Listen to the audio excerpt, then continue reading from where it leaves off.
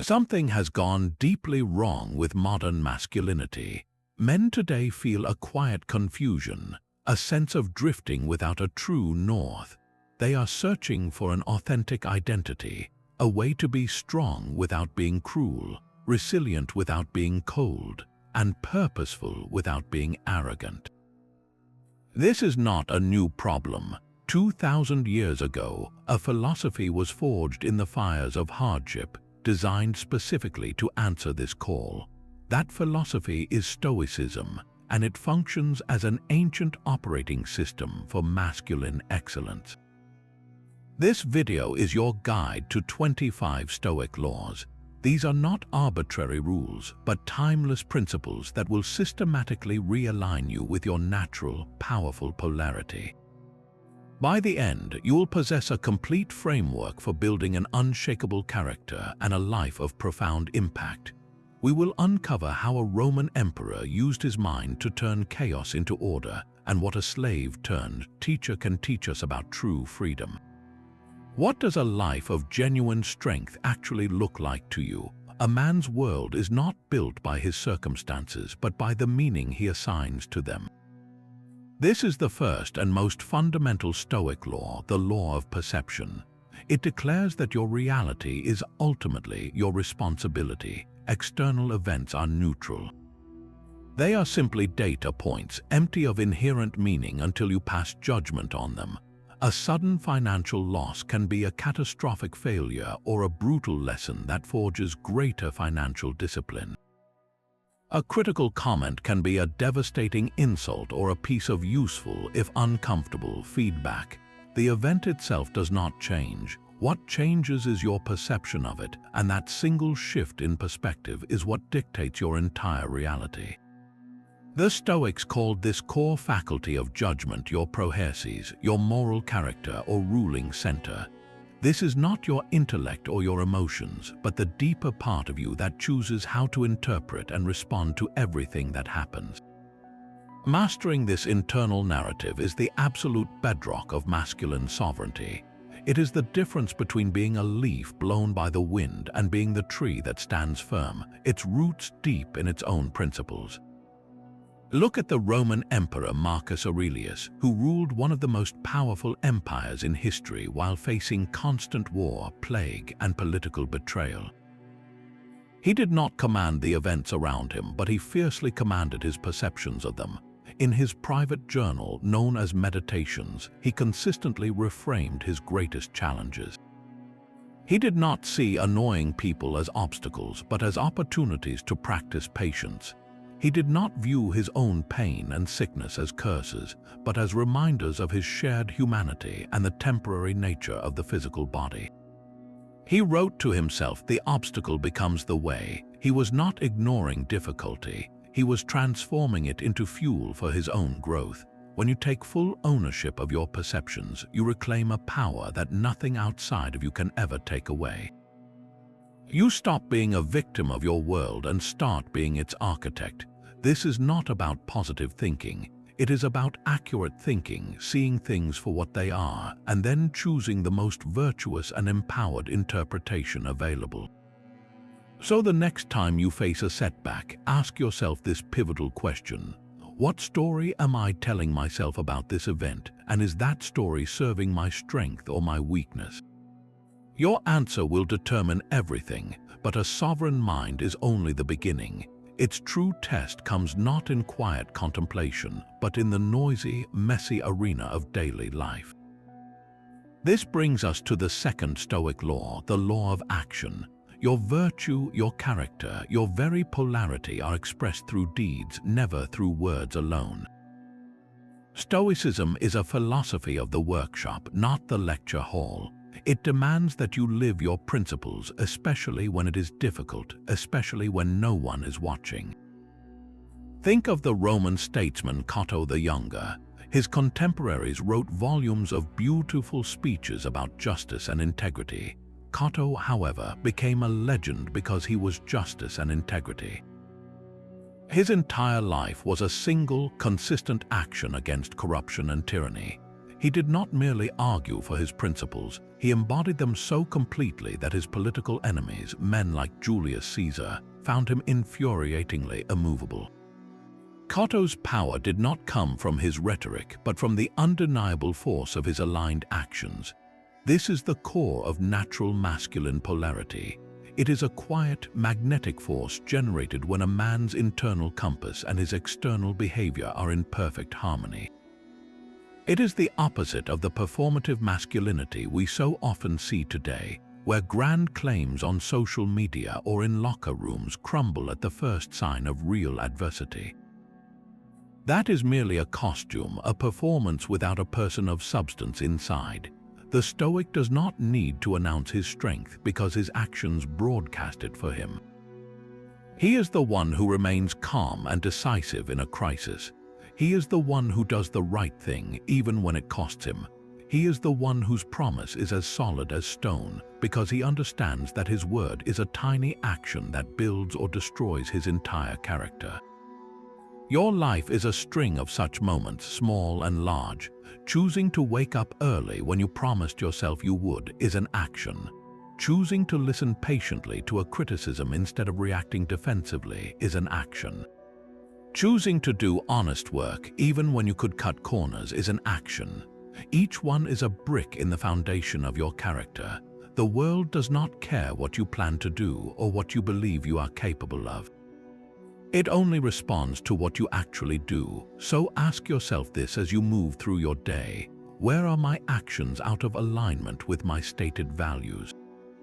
And what one small, right thing can I do today to close that gap? Action builds the structure of your character, but it needs a foundation that cannot be shaken by the storms of life. That foundation is forged through the third Stoic law, the law of acceptance, known by the powerful phrase amor fati, a love of one's fate. This is not passive resignation. It is the active, courageous embrace of everything that happens to you, the good, the bad, and the seemingly unbearable. The philosopher Friedrich Nietzsche, centuries after the Stoics, captured this spirit perfectly when he wrote, "My formula for greatness in a human being is amor fati, that one wants nothing to be different, not forward, not backward, not in all eternity." A man aligned with his natural masculine polarity does not waste his energy fighting reality.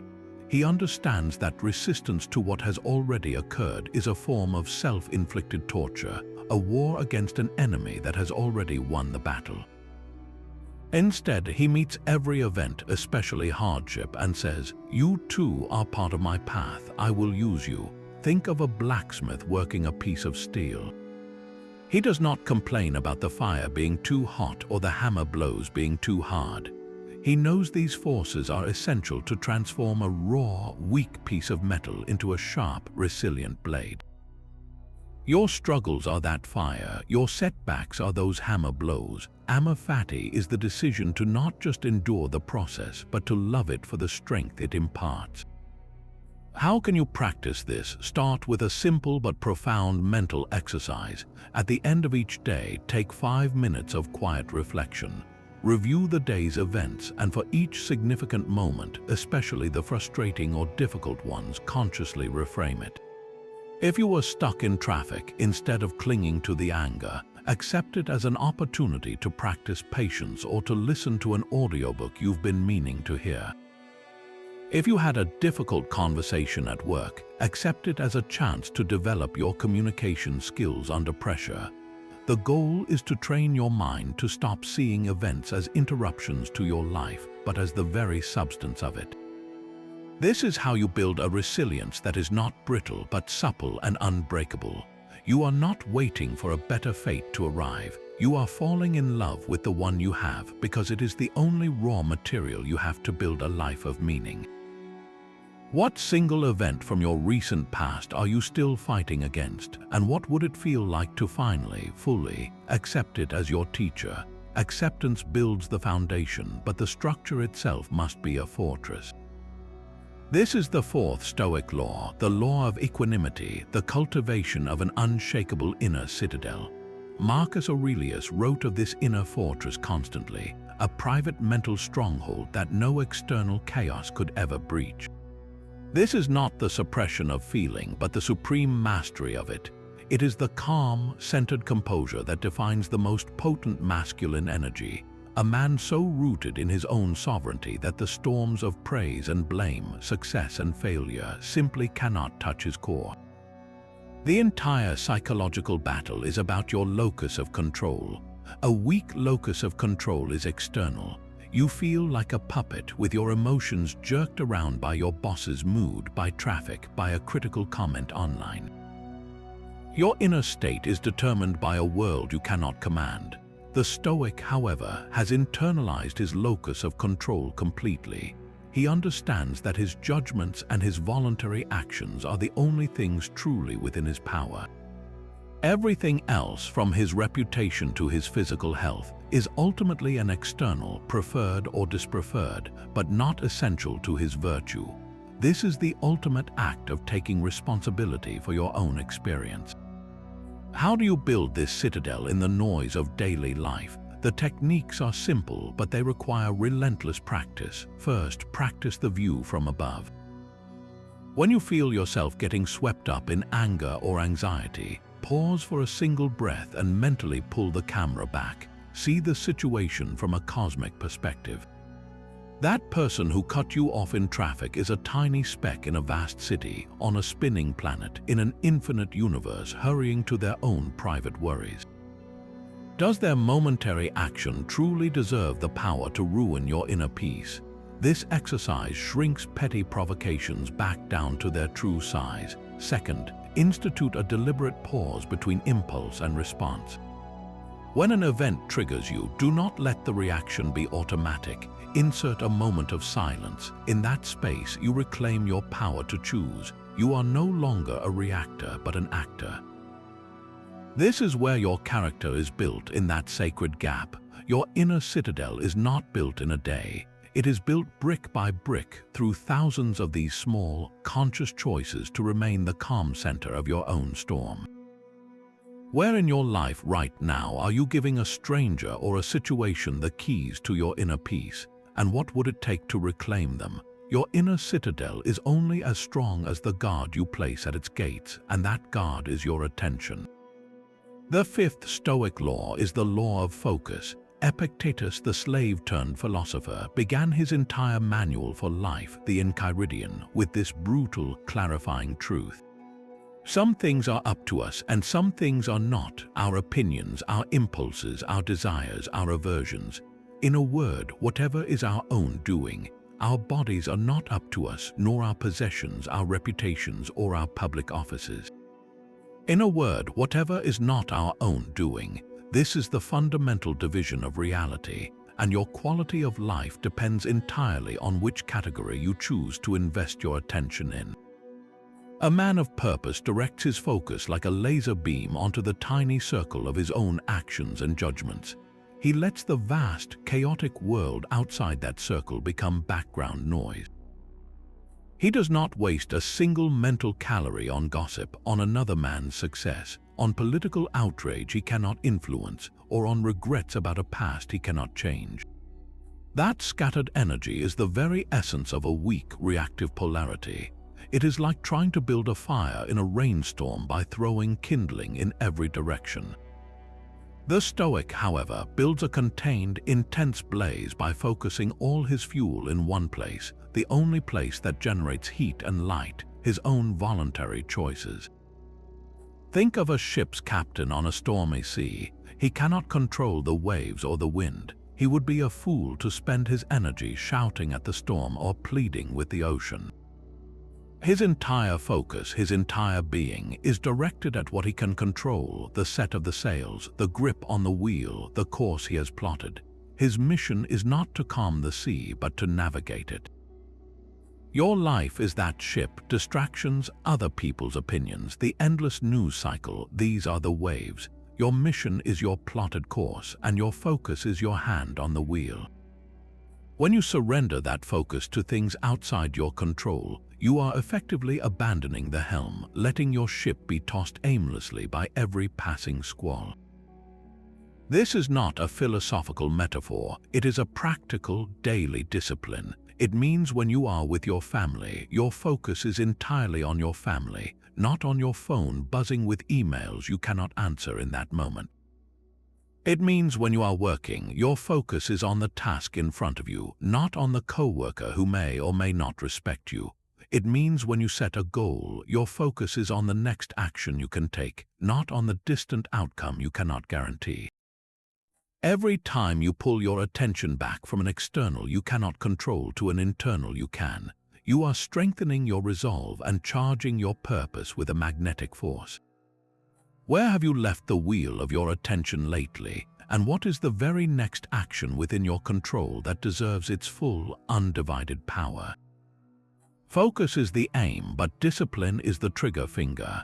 The sixth Stoic law is the law of self-discipline, the essential bridge between your intentions and your accomplishments. This is the raw engine that turns your virtuous thoughts into a virtuous life. For the Stoics, discipline was not a punishment, but the ultimate expression of self-respect, a man's declaration that he is the master of his own appetites and impulses. It is the masculine drive for achievement channeled inward, the relentless pursuit of mastery over the one thing you truly can command, yourself. Without this daily, grinding discipline, all the wisdom and good intentions in the world are just noise. They are plans without execution, a ship with a destination but no wind in its sails. A man who has cultivated this deep self-command possesses a magnetic, reliable character. He is the one you can count on because he first counts on himself. His word is his bond, not because he is exceptionally nice, but because his internal discipline makes breaking it an impossibility. This reliability is a cornerstone of natural masculine polarity, creating trust and respect without a single demand. The ancient Stoics built this discipline not through sheer force of will, but through structured daily rituals. They understood that character is carved through repetition. The most powerful of these were the morning and evening reviews. Each morning, before the world could make its demands, a Stoic would prepare his mind. He would visualize the challenges ahead, not with anxiety, but with calm resolve. He would remind himself, people will be rude, tasks will be frustrating, but my virtue is mine to keep. I will meet them with patience and integrity. This was not wishful thinking. It was a premeditation of obstacles, mentally rehearsing his chosen responses so that when pressure came, he was not caught off guard. Then, each night, he would conduct a frank inventory of his day. Where did I act with virtue? Where did I fall short? Did I allow anger to dictate my words? Did I waste time on trivialities? This was not about self-flagellation, but about honest course correction. It was the practice of holding himself accountable, of sharpening his own blade against the stone of his own conscience. Imagine a soldier who never cleans his rifle or a craftsman who never sharpens his tools. They would quickly become useless. Your character is your primary tool. These daily rituals are your maintenance. They forge a man who is not swayed by every passing comfort or discomfort, a man who does what is right simply because it is right. His discipline becomes his freedom, liberating him from the tyranny of his own lower desires. What one small, non-negotiable ritual could you commit to tomorrow morning that would set the tone for a day of purpose and self-command? Self-discipline forges a strong will, but that will must be guided by an unwavering inner truth. This is the seventh Stoic law, the law of integrity, where your word becomes your unbreakable bond. For the Stoic, honesty was not merely a social virtue, it was the very bedrock of a coherent and powerful life. It is the principle that a man's internal world and his external expression must be in perfect alignment. When you give your word, you are not just making a promise to someone else, you are making a promise to your own character. To break it is not just to disappoint another person, it is to fracture your own foundation, to create a crack in your inner citadel through which your self-respect slowly drains away. Think of a master craftsman building a stone arch. Each promise he keeps, each time his actions match his words, is another perfectly carved stone set into place. The final keystone is trust, and it locks the entire structure into an unshakable form. But if even one stone is poorly cut or weakly set, the entire arch is compromised, destined to collapse under the slightest pressure. Your life is that arch. Every time you say you will do something and then follow through, you are adding another solid stone. People begin to sense this structural integrity. They may not understand Stoic philosophy, but they feel the gravitational pull of a man whose yes means yes and whose no means no. This is not about being liked, it is about being reliable. It is about building a reputation so solid that your mere word carries the weight of a signed contract. This reliability is a magnetic force in social and professional dynamics. It is the quiet confidence that allows others to feel safe, to delegate crucial tasks, to form deep partnerships. A man of integrity does not need to boast about his accomplishments or demand respect, because his consistent actions speak for him in a language more powerful than words. He is the employee who delivers what he promised on time and to the highest standard without needing constant supervision. He is the friend who shows up when he says he will, even when it is inconvenient. He is the partner whose commitments are not conditional on his mood. This consistency builds a deep, unspoken trust that is the essence of true masculine polarity. It communicates stability, purpose, and a profound self-command. So the next time you are tempted to make an easy promise or tell a convenient white lie, pause. Ask yourself this simple but profound question: is this small compromise worth the tiny fracture it will create in my character? Your answer will either build your arch or begin its slow collapse. Integrity forms your personal code, but a code must be applied to the world you inhabit. Your word is your bond, but to whom is that bond owed? This brings us to the eighth Stoic law, the law of duty. The Stoics had a profound concept called oikeiosis, which is the understanding that we are not isolated individuals, but connected parts of a greater whole. Your life finds its deepest meaning not in self-centered pursuit, but in the excellent performance of your roles. You are a son, a brother, a friend, a professional, a citizen. Each of these roles comes with a set of responsibilities, a sacred duty to contribute to the well-being of that circle. This is not a burdensome obligation to be resented, but a source of structure and profound purpose. It is the channel through which your masculine energy finds its most potent and positive expression. Think of the timeless masculine archetypes, the king and the warrior. The true king does not rule for his own pleasure. His primary duty is the order and prosperity of his kingdom. The true warrior does not fight for the thrill of violence. His duty is the protection of his people.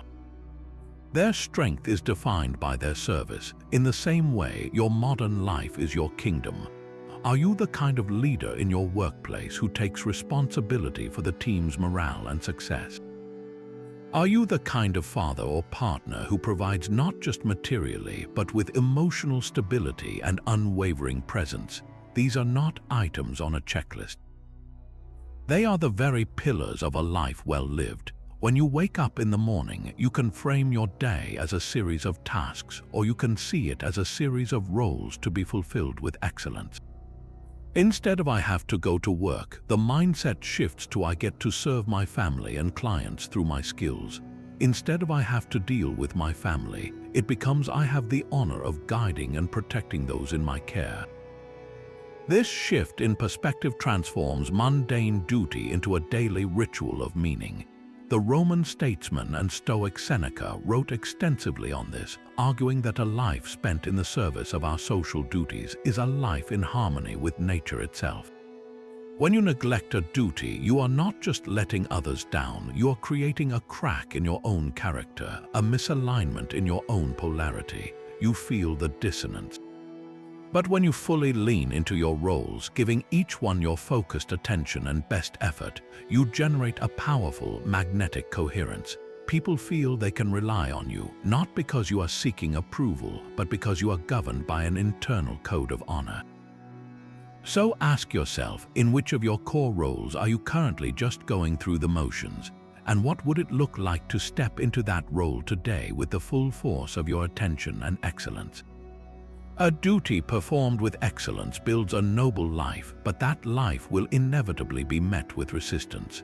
The ninth Stoic law, the law of resilience, transforms that resistance into your greatest asset. It is the principle that the obstacle itself is the way. Every barrier, every setback, every moment of friction is not a detour from your path. It is the essential terrain you must cross to reach your full potential. The Stoics did not merely endure hardship, they actively welcomed it as the master trainer of virtue.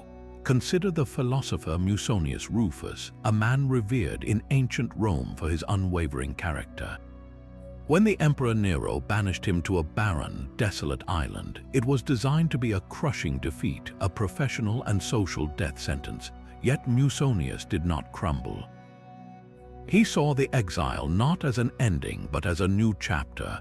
On that rocky island, stripped of his students and his status, he founded a new school. He tilled the hard soil, lived with simple austerity, and continued to teach his philosophy to anyone who would listen.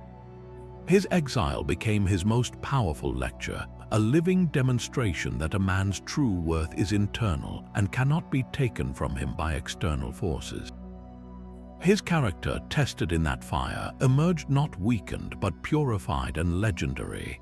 This is the alchemy of resilience, turning the lead of misfortune into the gold of strength. So how do you practice this mental reframing when you face your own obstacles, large or small? The process is a conscious, three-step mental shift. First, you must practice objective judgment. Strip the event of all your emotional storytelling. Do not say, "This is a disaster that ruins everything." State the bare facts instead. "My project proposal was rejected by the client." That is the neutral data point. Second, willingly accept this new reality. This is where amor fati meets action. Do not fight what has already happened. Acknowledge it fully. The proposal was rejected. This is now part of my path. I cannot change that it happened. Third, and most crucially, ask the pivotal question, how can I use this? How does this obstacle become my training ground? The rejected proposal is not a failure. It is a masterclass in understanding client needs more deeply. It is a forced opportunity to improve your communication skills, to make your next proposal indestructible. A financial setback becomes a mandatory lesson in fiscal discipline. A personal conflict becomes a chance to practice patience and clear communication under pressure. The obstacle is no longer a wall stopping you. It is the gymnasium where your resilience muscles are built. Your greatest challenges are not random punishments. They are custom-designed curriculum for your growth. What single obstacle in your life right now are you viewing as a wall, and what would happen if you chose to see it as a door? True power is not found in accumulation, but in deliberate subtraction. This is the 10th Stoic law, the law of minimalism, a call to desire less so you may possess more of what truly matters. The Stoics were not ascetics who rejected all worldly goods, but they were fierce advocates for a simple life, one free from the crushing weight of attachment to externals like wealth, status, and endless pleasure. They understood a profound psychological truth that every non-essential thing you crave becomes a potential chain, a lever that others can use to control you. A man whose happiness depends on a luxury car lives in fear of a dent. A man who derives his worth from his job title is shattered by a layoff, but a man who needs very little is a man who cannot be manipulated, coerced, or truly harmed. This is the essence of masculine independence and freedom, a self-contained sovereignty that is the ultimate form of power. Consider the example of Cato the Younger once more. He was an immensely powerful and wealthy senator, yet he was famous for his austere lifestyle. He often walked the streets of Rome barefoot, wore a simple, outdated toga, and ate the same plain food as the common soldiers. This was not a performance of poverty. It was a continuous public training exercise in needing nothing. By consciously denying himself luxuries, he was proving to himself and to everyone else that his power came from within. that his vote could not be bought with a bribe and his principles could not be shaken by the threat of losing his comfort. He made himself invulnerable by eliminating his vulnerabilities. This is the practical application of minimalism for the modern man. It is not about living in an empty room with one bowl. It is about conducting a ruthless audit of your dependencies. What are the things, the comforts, the validations you believe you need to be happy? Your morning coffee, the latest smartphone, the approval of a particular colleague, the number of likes on a post. Each of these is a tiny thread that, when woven together, can form a very strong rope tying you to external circumstances. The practice of voluntary discomfort, a core Stoic exercise, is how you cut those threads. Take a cold shower instead of a hot one. Occasionally skip a meal. Take a day where you use your phone only for essential calls. These are not acts of self-punishment. They are drills for your soul, reminding you that you are tougher than your cravings, that your well-being is not contingent on perfect conditions. When you desire less, you are not settling for a smaller life. You are expanding your inner kingdom to its true borders. You become a man who is truly self-determined, whose choices are made from a place of principle, not from a place of need. This inner freedom radiates outward as a calm, unshakable confidence that is far more magnetic than any status symbol. So ask yourself this: what one comfort, one possession, or one source of external validation do you rely on that, if taken away, would truly disrupt your peace? That is the very chain you must practice breaking. Freedom is found not in ignoring your end, but in keeping it always in view. This is the 11th Stoic law, the law of memento mori, the practice of remembering you must die. For the Stoic, this was not a dark obsession, but the most vital tool for creating a life of intense focus and purpose. It is the ultimate lens for clarifying what is trivial and what is essential. Your death is the one appointment you cannot miss, the final deadline that gives urgency and meaning to all your other deadlines. A man who carries this awareness does not live in fear. He lives with a profound and sobering freedom. He understands that every day is a non-renewable resource, and this knowledge forces him to spend it wisely on what truly matters. Imagine holding a small, smooth stone in your hand, a physical reminder of your own mortality. Each morning you feel its weight. It asks you a simple, brutal question. If this were my last day, would I be doing what I am about to do? Would I be wasting this hour on resentment, on mindless scrolling, on a petty argument? The answer is almost always a clear and immediate no. Memento mori is that stone, a mental exercise that strips away the clutter of ego and fear. It forces you to confront the fact that the opinions of others will not matter on your deathbed. Your material possessions will be passed on. The only thing that will carry weight is the quality of your character, the love you gave, the integrity you upheld, the purpose you served. This is why the Roman generals, in their moments of greatest triumph, were accompanied by a slave whose sole duty was to whisper in their ear, "Remember, you are mortal." This was not to spoil the celebration, but to ground the leader in reality, to prevent arrogance from clouding his judgment, and to remind him that his time to act with virtue was limited. How do you integrate this practice without falling into morbidity? It is about perspective, not paralysis. Use the awareness of your end as a filter for your decisions.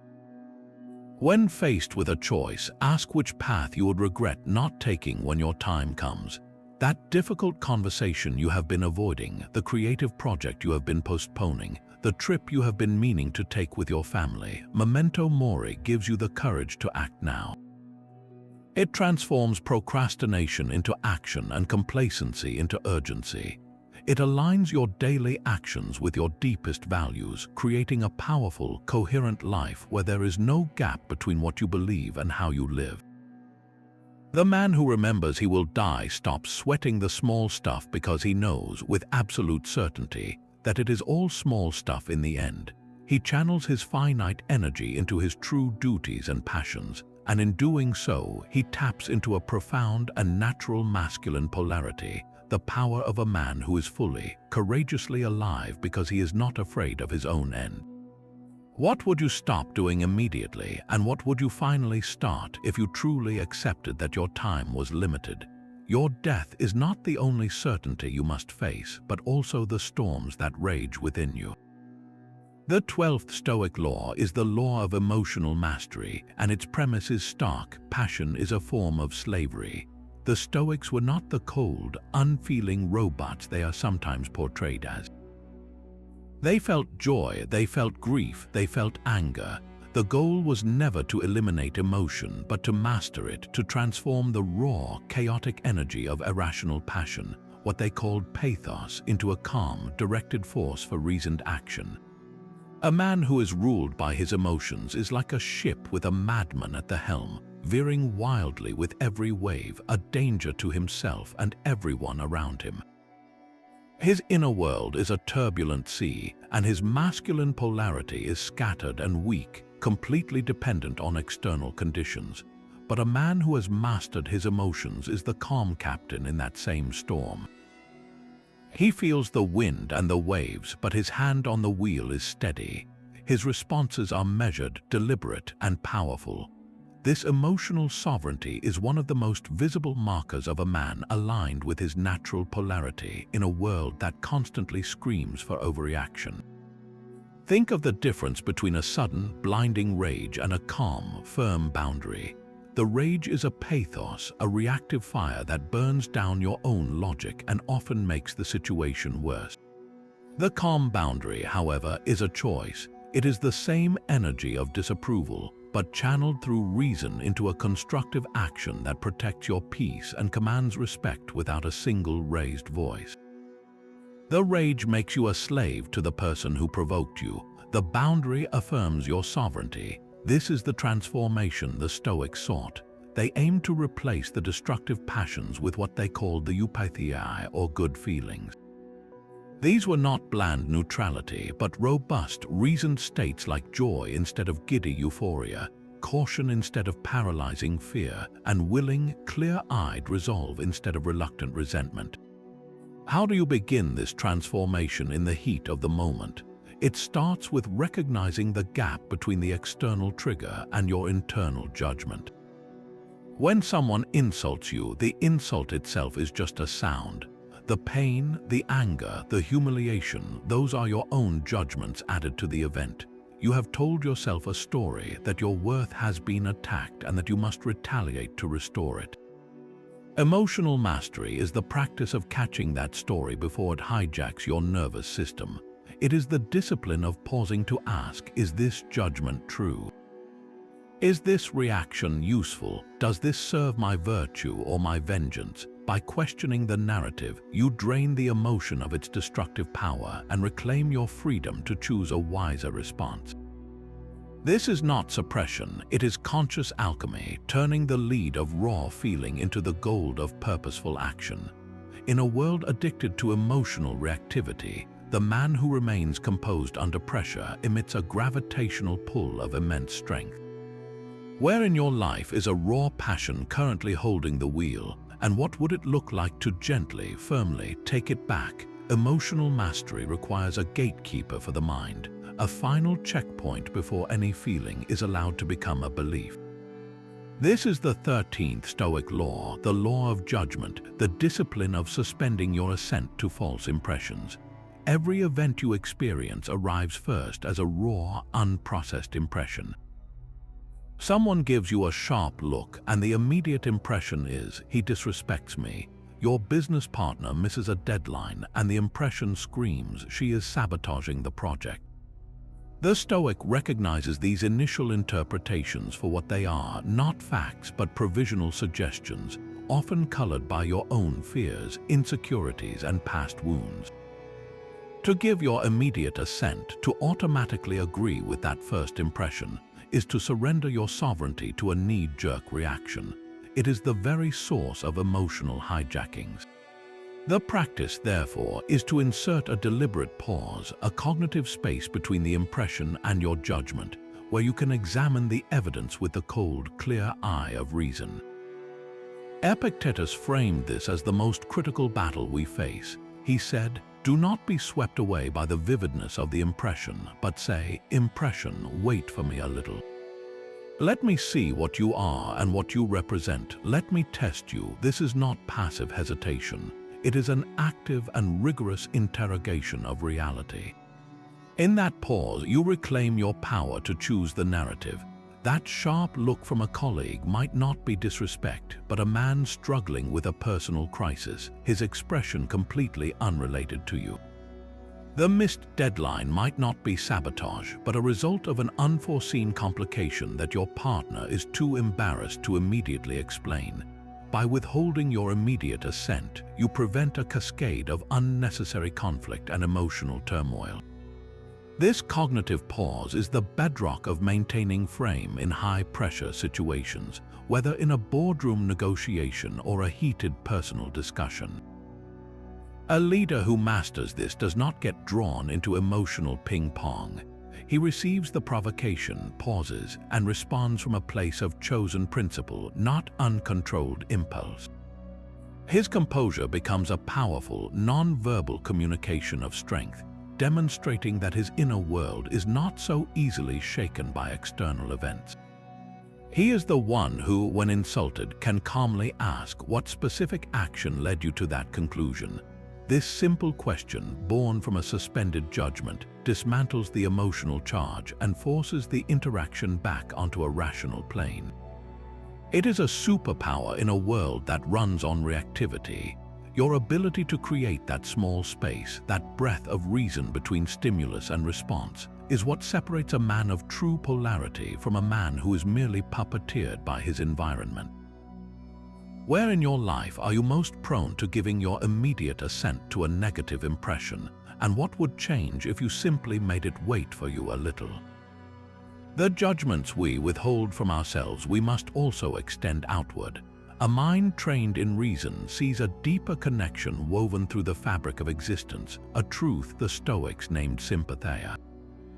This 14th law invites you to see yourself not as an isolated island, but as a vital strand in the cosmic whole.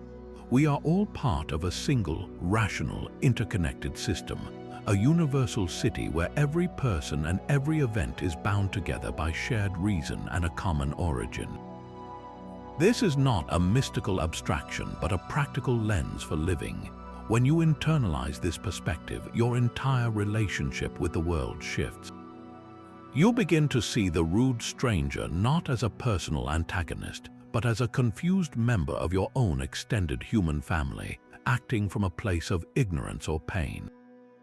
Your competitor in business is not an enemy to be crushed, but a fellow participant in the same grand project of providence, pushing you to be better. This does not mean you become a passive doormat. It means your actions are guided by a wider, more intelligent empathy. You can set a firm boundary with a difficult person while still understanding that their behavior stems from their own flawed judgments, not from some inherent evil. This is empathy without enmeshment, a compassionate strength that allows you to engage without being consumed by the other person's emotional chaos. It frees you from the exhausting, petty battles of the ego. Why waste your limited energy resenting a colleague's promotion or seething over a minor social slight when you are, in a very real sense, all cells of the same body? Your focus lifts from the dirt of personal grievance to the horizon of a shared purpose. Your role is to play your part well in the grand performance, not to complain about the other actors. This grounded presence is profoundly masculine. It is the difference between a small man who is easily offended and a large man who is too occupied with his duties to take offense. He is like a great oak tree in a forest, its roots interwoven with the entire ecosystem. It does not fight the sapling next to it for sunlight. It simply grows tall and in doing so provides shelter for all. Your sense of self expands from a fragile ego to a resilient participant in something timeless. You move through the world with a calm assurance, not because you are better than anyone, but because you understand you are fundamentally connected to everyone. This connection breeds a natural responsibility to contribute your best to the whole. to leave your small corner of the universe better than you found it. How would your approach to your most challenging relationship change if you saw that person as a misguided but ultimately connected part of your own universal city? That profound sense of connection dissolves the petty need for constant comfort. The 15th Stoic law, the law of voluntary discomfort, takes this a step further by actively seeking out what is difficult. This is the deliberate practice of fortifying your mind and body by periodically embracing hardship, not as a punishment but as essential training. It is the difference between a soldier who only ever trains in perfect weather and one who drills in the mud and the cold, knowing that real battles are not fought under ideal conditions. The masculine spirit requires this tempering. A man who is always comfortable becomes soft, dependent, and brittle, his polarity weakened by an addiction to ease. He is like a sword that has never been sharpened, its edge dull and useless when a real challenge appears. The Stoics, from Musonius Rufus to Seneca, were not hermits hiding from the world. They were active statesmen, teachers, and fathers who understood that to be truly useful in times of crisis, they had to be hardened in times of peace. They would intentionally practice poverty for a week, eating only simple food and wearing plain clothes.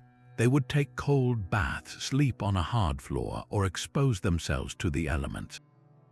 Why? The goal was twofold. First, it builds an immense reservoir of resilience. When you voluntarily endure a cold shower, you are not just getting clean. You are sending a message to your deepest self that you can handle discomfort, that your will is stronger than your whining impulses. You are building a callus on your psyche. Then, when life inevitably hands you a real hardship, like a sudden financial pressure or a professional rejection, you do not shatter. You have a reference point for discomfort. You know you have endured worse by choice, so you can certainly endure this by necessity. Second, and just as importantly, voluntary discomfort rekindles your appreciation for the ordinary comforts you already possess. That warm bed feels profoundly luxurious after a night on a thin mat on the floor. A simple meal of bread and cheese becomes a feast after a day of fasting. This practice immunizes you against the poison of entitlement, the creeping belief that you deserve a life of endless ease. It keeps you grateful and grounded. For the modern man, this does not mean selling all your possessions. It means integrating small, consistent drills into your life. Start your day with a 60-second blast of cold water at the end of your shower. Skip breakfast once a week, walk home instead of taking the bus, choose the difficult conversation over the easy silence. Each of these acts is a rep in the gym for your character. They are the daily rituals that ensure you are not just a fair-weather stoic, but a man prepared for any storm. This self-imposed hardship is the ultimate proof that you own your desires, they do not own you. It forges a spirit that is not just resilient but anticipatory, ready to meet whatever comes with a steady hand and a calm heart. What single comfort could you voluntarily set aside this week to remind yourself of your own inner toughness? Training your spirit through voluntary hardship builds immense resilience, but that resilience must be directed toward a meaningful target. The 16th Stoic law, the law of continuous improvement, provides this aim, visualized through the ancient metaphor of the Stoic archer. Imagine a master archer preparing to loose his arrow. He does everything within his power to ensure a perfect shot. He checks the wind, steadies his stance, draws the bowstring with calm strength, and focuses his entire being on the target. He releases the arrow. Now what happens? A sudden gust of wind deflects it, and it misses the bullseye entirely. Has the archer failed? According to Stoic wisdom, he has not. His success was never solely in hitting the target, a result ultimately outside his complete control. His success was in the excellence of his process, in taking the very best shot he could with the skills and conditions available to him. This is the essence of the law, to strive for virtue and excellence in every endeavor, investing your entire effort in the action itself while holding the outcome lightly. Your job is to knock the arrow, draw the bow, and aim true. The rest is not your business. This mindset is a liberation from the tyranny of results. How much of your energy is drained by performance anxiety, by the fear of a failed business venture, a rejected proposal, or a social misstep? That anxiety stems from an unhealthy attachment to an external outcome you can never fully command. The Stoic archer, however, is free from this burden. He finds his satisfaction and his self-worth in the quality of his effort, in the integrity of his process. If he aimed well and the wind betrayed him, he remains unshaken. He simply collects his arrow, analyzes what he can learn from the gust, and prepares for the next shot. His value is internal and unassailable. This process-oriented focus is the engine of constant growth. When you are not paralyzed by the fear of missing the mark, you are free to take more shots, to experiment, to learn, and to refine your technique with each attempt. This creates a powerful, self-reinforcing cycle of improvement. A man who is dedicated to his own gradual betterment, who is more interested in the practice than the prize, emits a magnetic confidence. He is not desperate for validation because he is too busy honing his craft. He is the craftsman who takes pride in the hidden dovetail joint, the writer who cherishes the discipline of daily pages, the leader who focuses on building a strong team culture regardless of the quarterly earnings. His power comes from a deep, abiding commitment to the journey itself. This is inherently attractive because it is real, substantive, and entirely within his control. So shift your gaze from the distant target to your hands on the bow. Are you focusing on the outcome you cannot guarantee, or are you pouring your entire being into the quality of the shot you are taking right now? The master archer finds his power in the focused release, not in the noise that follows the shot. This brings us to the 17th Stoic law, the law of silence. In a world saturated with empty words and constant self-expression, the disciplined practice of measured speech is a superpower. The Stoics understood that language is not merely a tool for communication, but a conduit for your vital energy. Every unnecessary word you utter is a small leak in your reservoir of focus and presence. Epictetus laid down a brutal rule for conversation: be for the most part silent, or speak merely what is necessary and in few words. This is not about being shy or antisocial. It is about conserving your energy for what truly matters and ensuring that when you do speak, your words carry weight.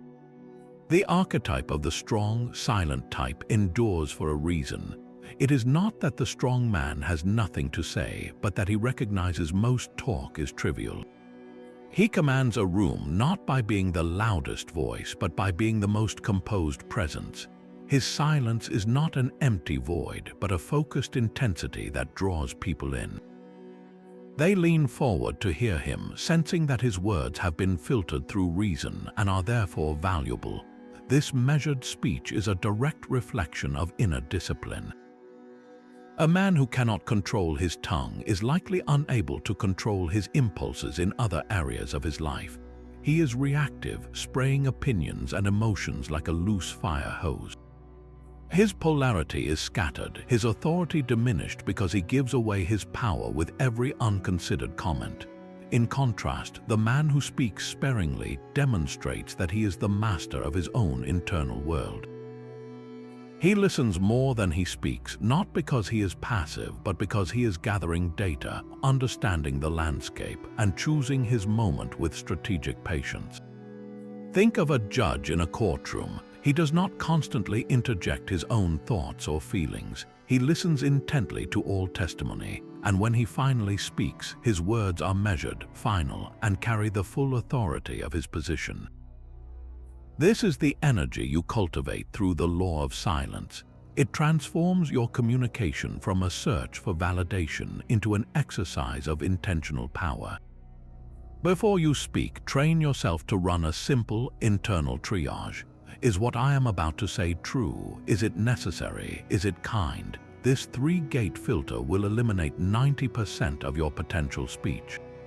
It will stop you from gossiping, from complaining about the weather, from offering unsolicited opinions that serve no purpose other than to hear your own voice.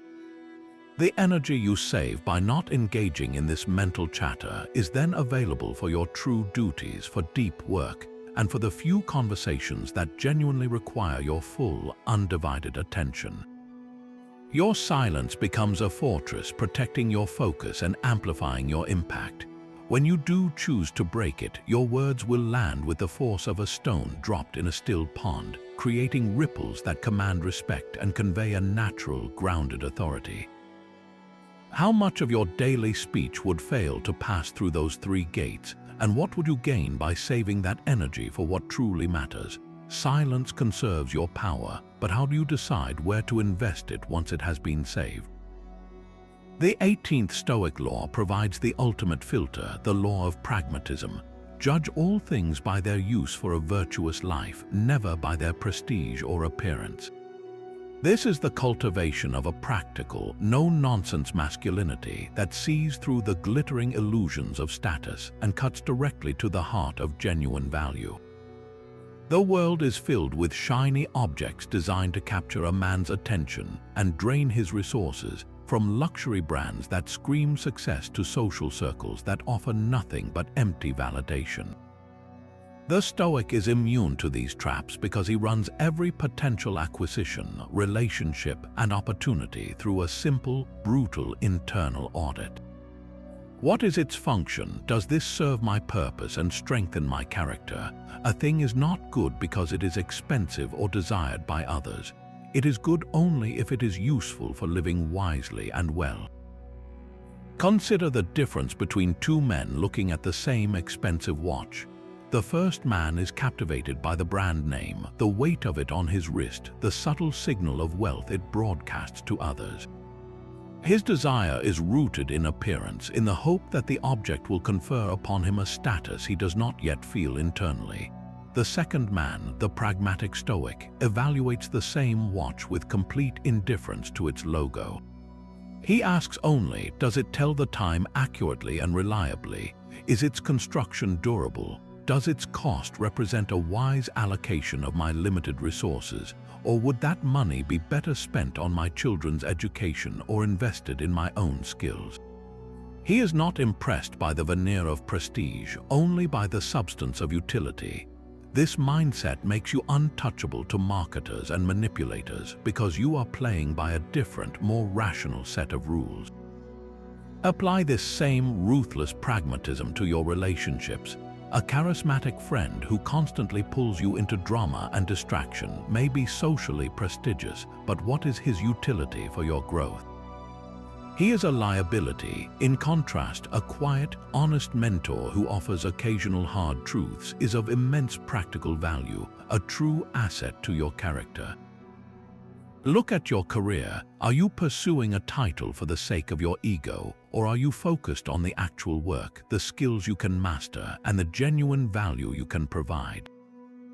The former leaves you perpetually anxious, chasing external validation. The latter grounds you in the satisfaction of tangible contribution and measurable growth. This is the core of a grounded masculine polarity. It is a focus on substance over symbol, on the engine of a thing rather than its paint job. When you adopt this lens, your entire life simplifies.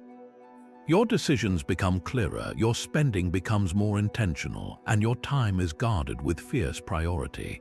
You stop collecting trophies and start gathering tools. Your life is not a showroom for others to admire, but a workshop where you build a legacy of purpose. What is one possession or relationship you are currently maintaining for its prestige alone, and what would you gain by honestly evaluating its true utility? A man anchored in his own truth is a fortress that no opinion can besiege. This is the 19th Stoic law, the law of indifference to praise and blame, a declaration of radical self-validation. The world will constantly offer you two coins, one of flattery and one of scorn, and the Stoic rejects both currencies as counterfeit. His sense of worth is minted internally from the pure gold of his own virtuous actions, not from the fickle paper money of public opinion. To be elated by praise is to grant others the power to inflate you, and to be crushed by blame is to grant them the power to deflate you. In both cases, you are handing over the controls to your inner state to people who do not have your best interests at heart, making you incredibly easy to manipulate. The man who needs your approval can be controlled with a compliment, and the man who fears your disdain can be controlled with a threat. But the man who is indifferent to both stands on unshakable ground, confident and self-possessed, a figure of true masculine independence. Marcus Aurelius constantly reminded himself to remain unmoved by the chattering crowds. He wrote in his Meditations, "It never ceases to amaze me. We all love ourselves more than other people, but care more about their opinion than our own." He recognized this as a fundamental insanity, a betrayal of one's own sovereignty. How can you claim to know yourself best, yet outsource the final judgment of your worth to strangers? The practice is to treat both praise and criticism as you would the weather. A sunny day of flattery is pleasant, but it does not change your course. A storm of insult is uncomfortable, but it does not sink your ship. You acknowledge the conditions without letting them dictate your destination. Your internal compass of virtue is your only reliable guide. This does not mean you become arrogant or stop listening to constructive feedback. A wise man welcomes a critical perspective if it helps him correct a genuine fault, but he evaluates the truth of the statement based on his own principles, not the emotional charge behind its delivery. He filters the feedback through his own rational mind, asking, "Is this true? Is this useful for my growth?" If the answer is yes, he accepts the lesson and thanks the critic, remaining emotionally neutral. If the answer is no, he dismisses it as noise with the same detached calm. This emotional independence is magnetic. It communicates a deep, unspoken confidence that does not require constant reassurance. People are drawn to this self-contained energy because it is rare and reliable. They sense that this man's actions are not for show, but are expressions of an unwavering internal code. He is not performing for an audience, he is living his truth, and that authenticity creates a gravitational pull far stronger than any desperate plea for approval ever could. So the next time you feel the warm glow of a compliment or the sting of an insult, pause. Ask yourself a simple question: who is the ultimate judge of my character? Your answer will either chain you to the opinions of others or declare your final, unassailable freedom. Your fortress of self-validation stands firm against the tides of opinion, but its ultimate purpose is not isolation, it is action. This brings us to the 20th Stoic law, the law of right action. Its command is simple, yet it separates the common man from the extraordinary one. Do the right thing because it is the right thing, not for a reward, not to avoid a punishment, and certainly not for the applause of an audience. The virtuous action is its own reward, its own justification, and its own end. This is the very heart of Stoic ethics, where your integrity becomes an unshakable core that radiates a natural, magnetic polarity. A man governed by this principle has moved beyond transaction. He does not help a stranger in need because he expects a favor in return. He does not tell the truth because he is afraid of being caught in a lie. He does honest work not for the paycheck alone, but because the act of doing honest work is in itself a reflection of his character. His motivation is internal and self-validating. He acts in accordance with nature and reason because to do otherwise would be a violation of his own being. Think of a doctor in a plague-stricken city. He tends to the sick not for fame or wealth, but because his reason and his role demand it. It is the right thing to do. The act of healing is its own purpose. This is not a grand, heroic moment reserved for legends, but a quiet, daily discipline. It is returning the extra change a cashier accidentally gave you.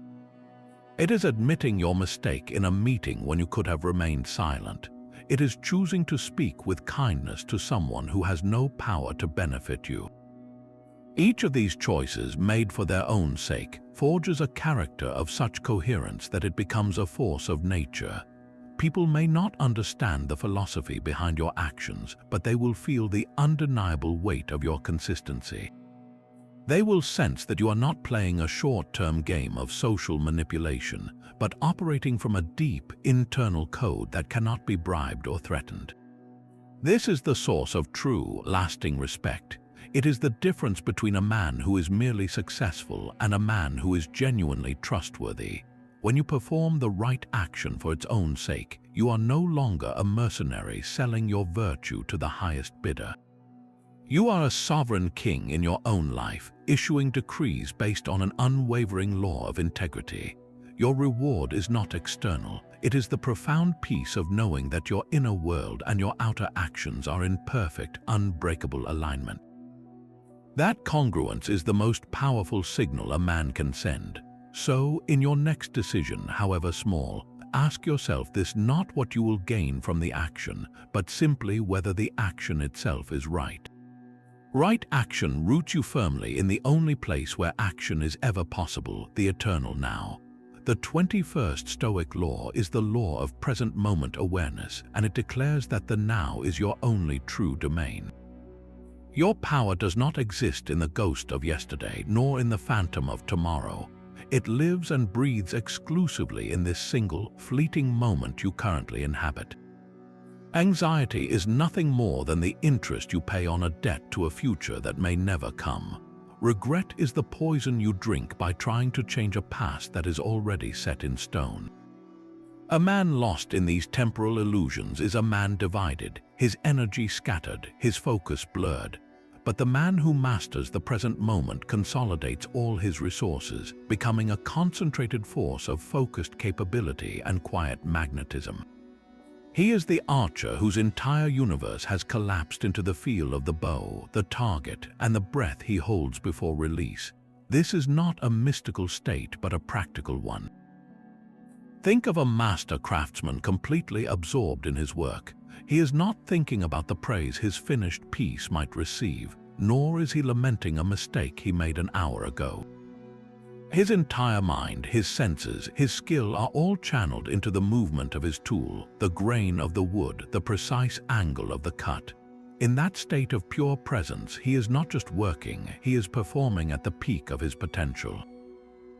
His work becomes a meditation, and the quality of the outcome becomes a natural byproduct of his deep engagement with the process.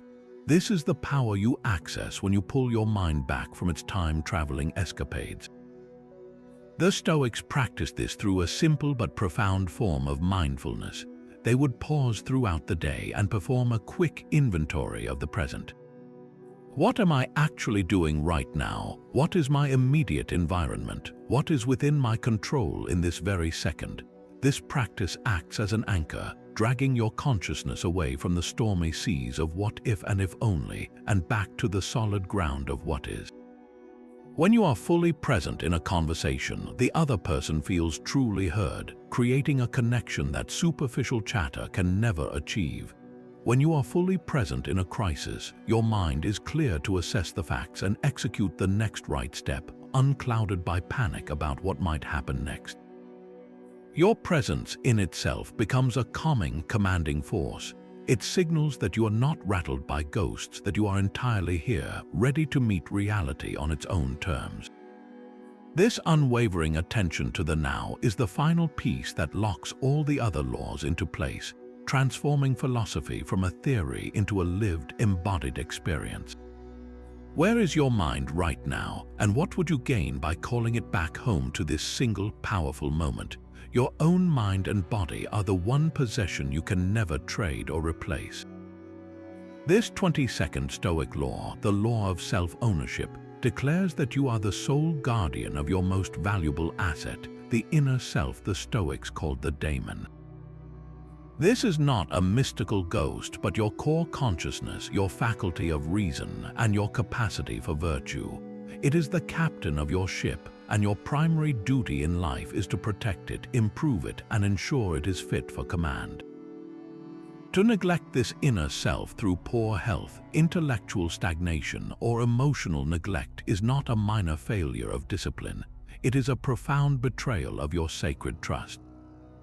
You are the steward of a priceless treasure, and every choice you make either polishes that treasure or tarnishes it. Think of a master swordsmith entrusted with a legendary blade. He would not let it rust, he would not use it to pry open crates, and he would not leave it in the hands of a fool. He would oil it, sharpen it, study its balance, and wield it with respect, for he understands that its edge and its integrity are his responsibility. Yourself is that legendary blade. The food you eat, the information you consume, the company you keep, and the thoughts you entertain are either the oil that preserves you or the moisture that corrodes you. This reframes self-care from a modern indulgence into an ancient, non-negotiable duty. Getting adequate sleep is not laziness, it is maintenance for the command center. Engaging in continuous learning is not a hobby, it is sharpening your primary tool for navigating reality. Maintaining your physical health is not vanity, it is ensuring the vessel that carries your daemon is seaworthy for the storms of life. A man who truly owns himself treats his entire being with this level of reverent practicality. He invests in his skills not to build a better resume, but to build a more capable self. He manages his energy not to optimize his productivity, but to ensure he has the resilience to act with virtue when he is tired and tested. He is not working on himself for the approval of others. He is maintaining his most crucial instrument because he knows that every other law depends on it. A rusty sword cannot execute a precise strike, no matter how skilled the swordsmith's intentions. A neglected mind cannot exercise good judgment, no matter how noble its philosophy. Your ability to act with integrity, to fulfill your duties, to master your emotions, all of it flows from this one well-tended source. So ask yourself, are you treating yourself as the priceless, irreplaceable asset you are, or are you carelessly depleting your own most valuable resource? A man who owns his mind turns every problem into a project. The 23rd Stoic law, the law of problem solving, commands a relentless focus on solutions over complaints. When a difficulty arises, the Stoic does not waste a single breath on whining, blaming others, or lamenting his bad luck. His first and only question is a sharp, practical pivot. What is within my power to do about this? This immediate shift from passive victim to active agent is the very engine of effective leadership and the core of a masculine polarity that commands respect. Complaining is the sound of energy leaking out of a man, a confession that he believes himself powerless. But the moment he asks what he can do, he plugs the leak and channels all that energy into a force for change. Think of two managers facing the same unexpected budget cut. The first one gathers his team and spends the meeting complaining about the unfairness of the decision, blaming the executives and detailing all the terrible consequences. The room is filled with frustration and anxiety. The second manager walks in and states the new reality without drama. Then he immediately poses the pivotal question: our budget has been cut by 15%. This is our new constraint. What can we do right now to adapt and succeed within these new parameters? He focuses the entire room's intelligence on creative solutions, on trimming fat, on finding efficiencies no one had considered before. The first manager drains his team's power, the second one activates it. Which man would you follow? This is not about ignoring emotion, but about refusing to let it dictate your strategy. The Stoic acknowledges the setback, feels the frustration, and then deliberately sets that feeling aside to get to work on the sphere of his influence. His world is not defined by the problems he faces, but by the solutions he engineers. This solution-oriented mindset is magnetic because it is inherently constructive and optimistic, not in a naive way, but in a powerfully pragmatic one. It communicates that no obstacle is final, that every situation contains the seeds of its own resolution if you are disciplined enough to look for them. It transforms a man from a weather vane spun by circumstance into a compass that always points toward true north, toward action, toward agency. So the next time you catch yourself about to voice a complaint, stop. Replace that sentence with the Stoic's question: What is within my power to do about this? Your answer will not just solve a problem, it will rebuild your identity as a man who builds his world rather than merely inhabiting it. A grateful man is a fortress no circumstance can besiege. This 24th Stoic law, the law of gratitude, transforms your entire relationship with reality by systematically finding the good hidden within every situation. The practice that unlocks this power is the Stoic discipline of negative visualization, or premeditatio malorum, which means the premeditation of evils. This is not a morbid exercise in pessimism, but a profound psychological tool for inoculating yourself against taking your life for granted. Each day, you deliberately and vividly imagine losing the things you cherish most: your health, your loved ones, your career, your freedom. You do not do this to attract misfortune, but to fully appreciate the staggering fortune you already possess. By mentally rehearsing the loss of your sight, you suddenly see the incredible gift of vision in the colors around you. By imagining the absence of a loved one, their presence in the next room becomes a moment of profound, silent thanks. This practice systematically dismantles the entitlement that weakens a man's resolve, the quiet assumption that the good things in your life are defaults you deserve, rather than temporary gifts you are privileged to hold. A man trapped in the cycle of endless desire is perpetually dissatisfied, his focus scattered across a horizon of things he does not have. His masculine energy is diluted, constantly seeking external validation and acquisition to fill an inner void. But the grateful man is already full. His contentment is not dependent on his next purchase or promotion. He finds wealth in his morning coffee, purpose in his daily duties, and profound connection in a simple conversation. This inner satiety is a form of immense power. It makes you unreactive to the manipulative engines of advertising and social comparison. You cannot be sold a solution to a problem you do not feel you have. Your focus, no longer drained by the hunger for more, consolidates into a laser beam on the present moment and the actions within your control. Your gratitude becomes a quiet, magnetic confidence, the aura of a man who knows he already has everything he truly needs to be happy and to act with virtue. So tonight, before you sleep, take just 1 minute, close your eyes and picture one single precious thing you could lose. Then open them and feel the wave of genuine thankfulness for its presence in your life. That feeling is not weakness, it is the deepest source of your strength. The final law gathers all others into a single, clarifying purpose. The 25th Stoic law is the law of legacy, which asks you to live a life worth remembering by the only measure that endures, the virtue of your character and the weight of your contributions. Stoicism is a philosophy that stretches your perspective across the entire arc of your existence, demanding you see your brief time not as a frantic scramble for status, but as a deliberate project of building something that outlasts you. Your legacy is not a list of your possessions or achievements, but the echo of your character in the lives you touched and the example you set. It is the sum total of every right action taken, every duty fulfilled with honor, and every moment of resilience that inspired someone else to stand a little taller. This is how you align your fleeting existence with the timeless, rational order of nature, by becoming a cause of good that ripples forward long after you are gone. Think of the ancient Stoics themselves.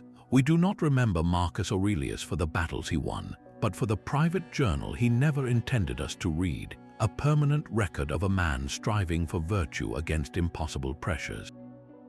We do not recall Epictetus for the school he founded, but for the liberating ideas born from his enslavement, ideas that still guide people 2,000 years later. Their power was not in their temporal authority, but in their profound integrity, a quality that time cannot erode. Your legacy is being written right now with every choice. It is the patience you show your children when you are tired, the integrity you bring to your work when no one is overseeing you, and the courage you find to stand by your principles when it is socially costly. These are the invisible stones with which a lasting monument is built. A man obsessed with his legacy is often a man of vanity, but a man who lives by the Stoic laws naturally builds one through his daily focus on what is true and essential. He understands that the most powerful inheritance he can leave is not an estate, but a standard of conduct, a story of purpose that others can look to and find strength. So the ultimate question this law places before you is not what will you have, but who will you have been. Your answer is carved not in stone, but in the countless small, right actions of a life lived in alignment. These 25 laws form a complete operating system for the masculine soul. They are not isolated tips, but an interconnected framework that systematically forges a man of unshakable virtue, resilient character, and profound purpose. From the command of your perceptions to the building of your legacy, each law interlocks with the next, creating a synergistic whole far greater than the sum of its parts. This is the architecture of a life lived in alignment, where your internal world and your external actions resonate with the same powerful frequency. This natural masculine polarity is not something you put on, it is something you become from the inside out. It is the quiet confidence of a man who knows his center cannot be moved, his word cannot be broken, and his purpose cannot be diluted. The path is laid before you, but a map is useless without the first step. Your journey begins not tomorrow, but in this very moment. Choose one single law from these 25, just one, and commit to practicing it with total focus for the next 7 days. Whether it is the law of perception, reframing every setback, or the law of right action, doing the next right thing simply because it is right, let that single principle be your anchor. True power is not in knowing, but in doing. If this path of self-mastery resonates with you, subscribe to this channel. We are dedicated to providing more content that equips you for the journey of building a life of impact. And I want to hear from you in the comments below. Which law will you practice first, and what shifts are you already noticing in your own life? Your story could be the spark that ignites another man's transformation. The philosophy is ancient, but your application of it begins now.